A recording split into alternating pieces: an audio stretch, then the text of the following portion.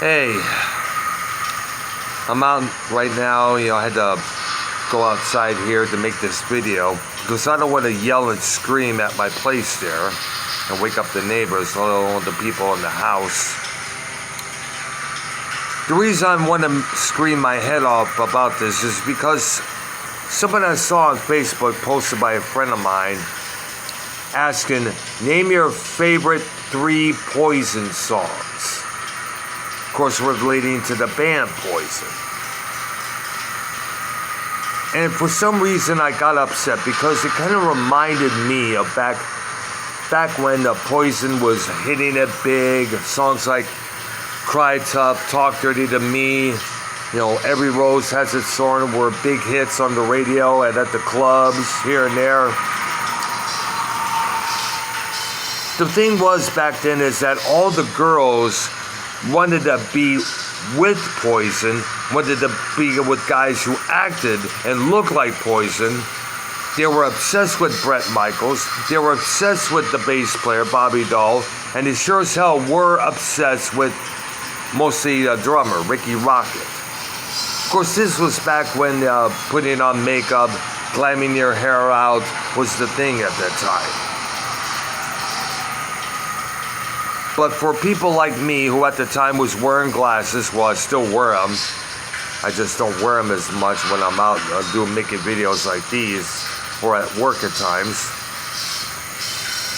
But for people like myself who work a regular job, who wear glasses, wear regular clothing, only dress up when they go out to either the club or a bar, whichever there. We were the ones who would get ignored. We were the ones who get pushed aside. Why? Because we didn't look like Bret Michaels. We didn't act like Bret Michaels. We didn't dress like Bret Michaels. These were the kind of bitches I could not stand and still do not stand to this day. And it's bands like Poison that give the wrong impression of what rock and roll is about. Which brings up another incident which kind of relates to what I'm talking about.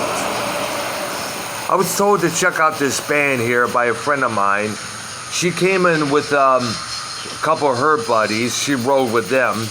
The band was called Children of the Revolution, named after the song by T-Rex.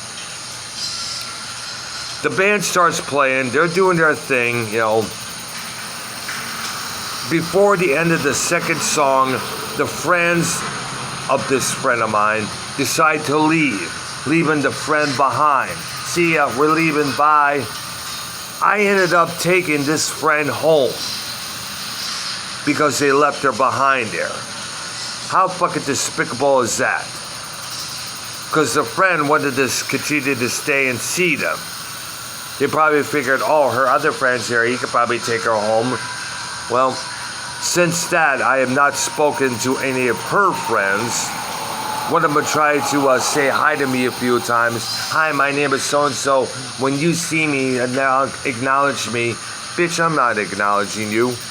Why don't you ever say hi to me? Why the fuck should I say hi to you, ho? You left my friend behind. And by the way, check this out.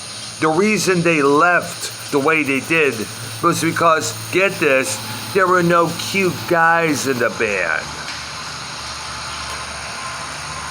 Bitch, rock and roll is not supposed to be that pretty. It's not supposed to be pretty altogether. But too many of these dumb bitches out there at that time were thinking, you gotta have cute guys in the group.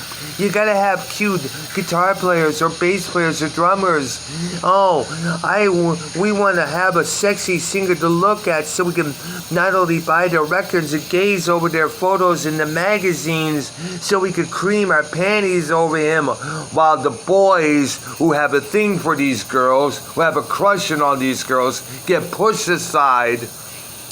I know people are going to be like, these bands are no longer in existence, and having these bitches out there probably old, gray, still trying to recapture that youth by dressing like they used to when they were 19 and 20.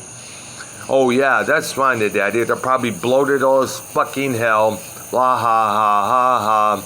whatever.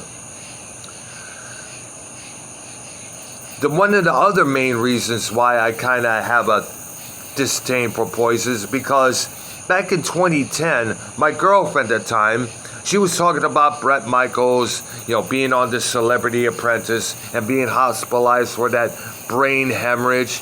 She even went out and said a little prayer to the Lord above. Please, God, let Bret Michaels survive this brain hemorrhage. Thank you very much, Lord. God bless Bret Michaels.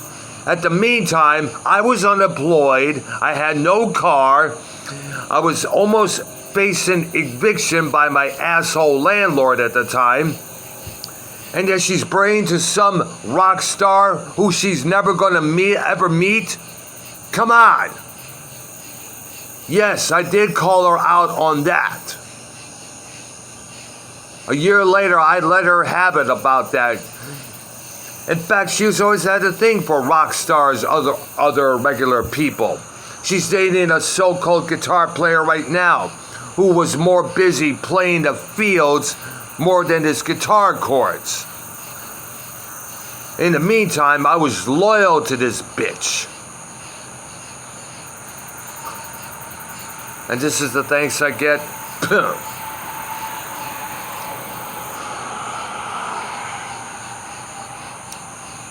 Half of these rock stars are probably old, fat, ugly, or balding. Either way there. Yeah, they're still together, but they're still playing probably bowling alleys or small-ass clubs or theaters or doing joint tours with this band and that band. Package tours, I guess is what they're called. But either way, bitches like them that I described were the ones I'm calling out. Now, as far as what this friend posted, name your 3 favorite Poison songs, I just simply wrote none.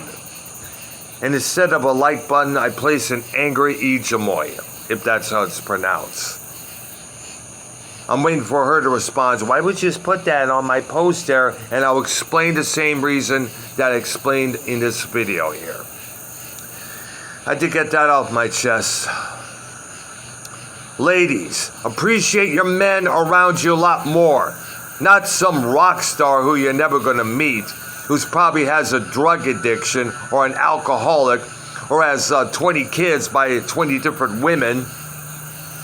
Okay? I'm going to head back home and get to bed right now. Got work throughout the rest of this week here. I'm Dr. Earl. Leave your thoughts and comments below. Hit that like button. Subscribe to my channel. Have a good one, dudes and chicks.